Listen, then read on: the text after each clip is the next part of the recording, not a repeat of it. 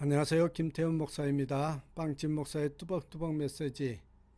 오늘은 여호수아 묵상 7번째, 실패가 반복되지 않게 하는 비결은, 실패가 반복되지 않게 하는 비결은 여호수아 7장 1절에서 26절의 말씀 가지고 오늘도 뚜벅뚜벅 메시지 시작하겠습니다. 여러분, 일본의 프랜시스 후쿠야마의 세계적인 베스트셀러 트러스트라는 책이 있습니다. 트러스트. 이 책에서 말합니다. 국가 경쟁력은 그 나라의 자본과 기술, 지식에 근거한 것이 아니고 이것은 문화적 요인, 사회적 요인에 근거한다고 말합니다. 여기서 문화적 요인, 사회적 요인이란 말은 바로 신뢰성, 정직성, 트러스트를 이야기하죠. 신뢰성과 정직성이라고 얘기를 합니다. 얼마나 서로 믿는 사회인가, 믿을 수 있는 사람들인가, 믿을 수 있는 관계인가에 따라서 그 나라의 정치, 경제, 문화가 좌우된다. 이런 내용입니다. 그런데 안타깝게도 서울대학교에서 대한민국 3만 명을 대상으로 조사한 결과 한국 사람의 78%가 한국에서는 정직하게 살아서는 제대로 살 수가 없다. 그렇게 대답을 했더랍니다. 그 중에서도 대부분이 10대, 20대들이라는 거죠. 이 통계에 의하면 이 나라가 얼마나 부도덕하고 부정직한지 너무나 안타까운 현실입니다. 오늘 본문의 핵심은요, 어느 국가든 어느 사회든 정직이 없는 공동체는 이렇게 무너질 수밖에 없다라는 것을 잘 보여주는 교훈의 말씀입니다. 여호수아는 여리고를 정복한 여세를 모아서 그 다음에 성 아이를 공격할 작전을 세웠습니다. 여호수아는 여리고 성을 정복할 때처럼 정탐꾼들을 아이 성에 보내서 그 땅을 살펴보게 하였습니다. 정탐 활동을 마치고 돌아온 정탐꾼들은 아이 성은 약하니 모든 백성이 함께 갈 것 없이 2-3천 명만 보내어도 이길 것이라고 그렇게 보고를 하지요. 여호수아는 정탐꾼의 말대로 3천 명의 군대를 보내서 아이를 치게 하였습니다. 그러나 이스라엘은 그들의 생각과는 달리 아이성 사람들에게 패하고 말았습니다. 자, 아이성 패배가 주는 교훈이 무엇인지를 살펴보면서요, 우리 함께 이 실패에 반복되지 않는 비결을 함께 나눠보도록 하겠습니다. 자, 첫 번째입니다. 아이성 패배가 주는 교훈은 공동체 안에 범죄가 들어오면 안 된다. 자, 1절 말씀 보시겠습니다. 아이성 전쟁의 패배 원인이 1절부터 5절 나오는데 특별히 1절을 한번 보시겠습니다. 이스라엘 자손들이 바친 물건을 인하여 범죄하였으니 이는 유다 지파 세라의 증손 삽디의 손자 갈미의 아들 아간이 바친 물건을 취하였음이라. 여호와께서 이스라엘 자손들에게 진노하시니라. 아간이 탐심하여 말씀에 불순종하고 숨겨둠으로 이것이 화근이 되어서 아이성 싸움의 실패의 원인을 제공했다는 내용입니다. 그런데 하나님은 이 문제를 아간 한 사람의 범죄로 보지 않고 이스라엘 전체의 범죄로 보았어요. 왜냐하면 이스라엘은 하나님의 공동체이기 때문입니다. 교회는 내 한 사람의 잘못이 여러분 전체에게 영향을 미치는 것이 교회입니다. 이렇게 공동체 안에 범죄가 들어오니 이스라엘이 넘어지는 일을 자행한 것입니다. 물론 지도자 여호수아는 남대로 전략을 세웠습니다. 그래서 2절에 사람을 보내어 아이성을 먼저 정탐하지요. 정탐하러 갔던 사람들의 보고가 여리고 성도 쉽게 무너뜨렸는데 아이성쯤이 하면서 3절에 뭐라 그래요? 3절에 이렇게 얘기를 합니다. 백성을 다 올라가게 말고 2-3천 명만 올라가서 아이를 치게 하소서. 여러분, 결과는 어떻게 됐어요? 4절 이하에 3천 명쯤 올라갔다가 36명이 죽고 백성의 마음에 녹아 물같이 되었더라. 그런 표현이 나와요.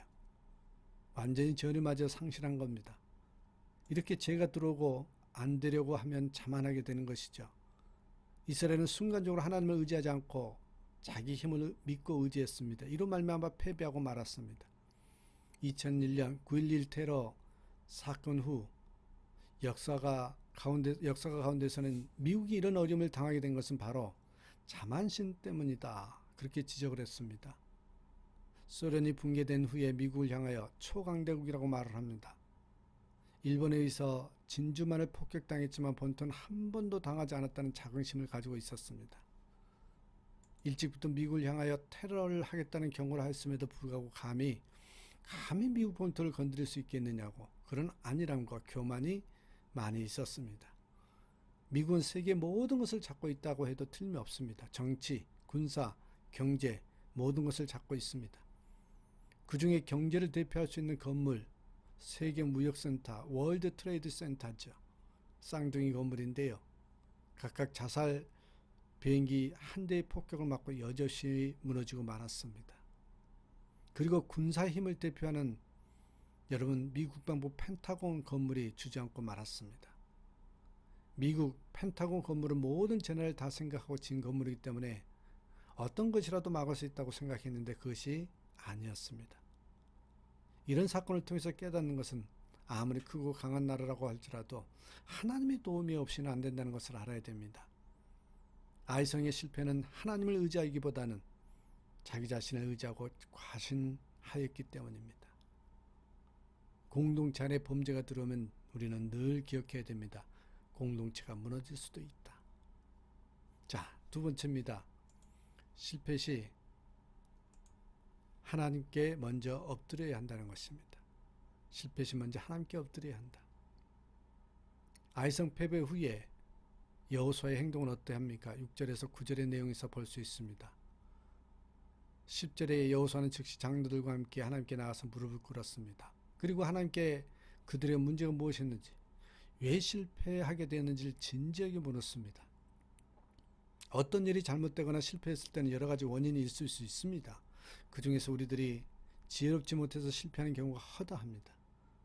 우리들이 나태하고 게을러서 또는 영적인 분별력이 없어서 판단이 흐려짐으로써 고난과 실패가 오는 경우입니다. 그러나 여러분 문제는 실패한 것보다 실패한 것에 대한 반응입니다. 이것에 주목해야 됩니다. 어떤 반응을 보이고 있느냐는 거예요. 대부분의 많은 사람들이 어떤 일이 잘못되거나 실패했을 때 그것이 자신의 잘못임에도 불구하고 재수가 없어서 또 운이 없어서 실패했다고 말들을 합니다. 그러나 이 말이 얼마나 무책임한 말인 줄 몰라서 하는 말입니다. 이 말 속엔 자신의 실수나 잘못은 덮어두고 그 실패의 원인을 남에게 찾아내려는 극도로 이기적인 의심이 숨어 있습니다. 이런 말들은 무속인들이나 쓰는 말입니다. 재수가 없어서 운이 나빠서. 어떤 사람은 일이 잘못되거나 실패한 사람을 이루한답시고 운이 없어서 그랬다고 생각해. 그러니 어떻게 하라는 것입니까? 있거나 포기하라는 것이죠. 그러면 그 다음에 또 이런 일이 일어나면 어떻게 하겠습니까? 여러분 이것은 이루가 아닙니다. 오히려 불신앙을 획책하는 말인 것입니다. 일이 잘못된 그 원인을 분석하고 다시는 그러한 실패를 거듭나지 않도록 격려하고 일으켜 세워주는 것이 진정한 이루입니다. 성도의 대부분 일이 잘못되어지는 것은 하나님과의 관계가 잘못되었기 때문이라는 걸 여러분 먼저 아셔야 합니다. 이스라엘 백성들이 아이성 정복에 대한 실패의 원인은 하나님이 떠나셨기 때문입니다. 왜 하나님이 떠나셨습니까? 하나님의 명령을 어기고 불순종했기 때문입니다. 하나님이 이렇게 우리가 잘못된 길을 가면 신호를 주십니다. 어떤 경우는 경강을 통해서, 어떤 경우는 자녀를 통해서, 어떤 경우는 사업의 부진을 통해서, 어떤 경우는 이웃 사람들을 통해서 깨달을 수 있도록 신호를 주십니다. 사인을 주십니다. 그럼에도 불구하고 깨닫지 못하면 징계와 심판이 따르는 거죠. 하나님과의 관계가 잘못돼서 당하는 실패를 극복하는 그 비결은요, 오직 한 가지 방법밖에 없습니다. 그것은 하나님 앞에 엎드려야 한다는 것입니다. 하나님 앞에 엎드려야 합니다.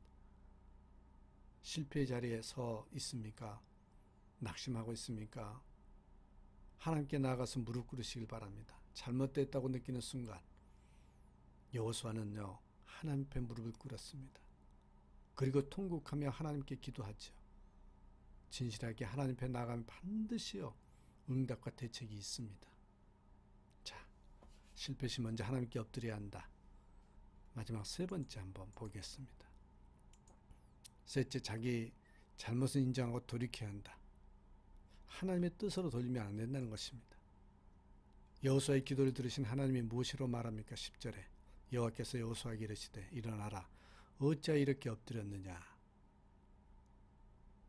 여러분, 그리고 하나님, 우리가 잘못해서 하나님 앞에 엎드려도 먼저 책망하신 분이 아니라 보세요. 이루하시고 격려하시고 응답하시는 하나님이라는 거죠. 그리고 하나님께서 이스라엘 문제가 무엇인지를 지적해 줍니다. 11절 이스라엘이 범죄하여 내가 그들에게 명한 언약을 어기었나니 곧 그들이 바친 물건을 취하고 도적하고 사기하여 자기 기구 안에 두었느니라. 여러분, 아이성의 패배의 주범은 바친 물건을 도둑질했다는 것이죠. 그래서 하나님과 언약을 어겼다는 것입니다. 어느 목사님이 후원하시는 선교사님이 큰 교통사고를 당해서 병원에 신방을 갑니다. 차가 전복되는 큰 사고였지만 그래도 생명에는 지장 없고 치료하면 완치할 수 있는 사고였습니다. 선교사님이 목사님에게 하는 말이, 목사님 정말 감사합니다. 하나님이 저를 좀 더 훈련시키려고 죽은 문턱에서 생명을 건져 주셨습니다.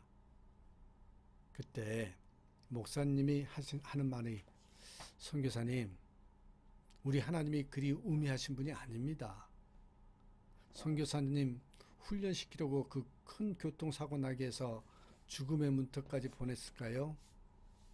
내가 보니 선교사님이 법규를 어기고 과속을 했네요. 하나님이 다음부터는 과속하지 말라고 하십니다. 그래요, 잘못은 자기가 하고 거기에 하나님의 뜻을 갖다 붙이는 것은 우매한 일입니다. 맥시 루카르라는 사람이 이런 말을 했습니다. 맥시 루카르라는 사람이, 한번 그대로 읽어드립니다. 우리는 상사의 호감을 사기를 원합니다. 그래서 아첨을 하죠. 우리는 그것을 윤활유라고 합니다. 그러나 하나님은 그것을 거짓말이라 합니다. 우리는 칭찬을 얻기를 원합니다. 그래서 화장을 합니다. 우리는 그것을 극적 효과로 부릅니다. 그러나 하나님은 그것을 가짜라고 말합니다. 우리는 사람들의 칭찬받기를 원합니다. 그래서 우리는 갚을 수 없는 빚을 지고 분에 넘치는 생활을 합니다. 우리는 그것을 성공이라 부릅니다. 그러나 하나님은 그것을 위선적인 삶이라 말씀합니다. 하나님은 여호수아에게 모든 백성이 모인 자리에서 하나님께 바쳐진 물건을 찾아내고 범죄하여 모두를 고통스럽게 한 당사자를 찾아내 벌 주므로 다시는 이런 망령된 범죄가 일어나지 않도록 경계하라고 하셨습니다. 그렇습니다. 자기 잘못을 인정할 때 돌이킴이 있습니다. 실패 시 여러분, 다시 한번 우리가 어떻게 해야 되는지 오늘 본문에서 특별히 아이성의 실패의 교훈을 통해서 우리에게 주시는 메시지가 있습니다. 이 메시지대로 다시 한번 결단하고 적용하는 그런 삶이 되시기를 주님의 이름으로 부탁드립니다. 감사합니다.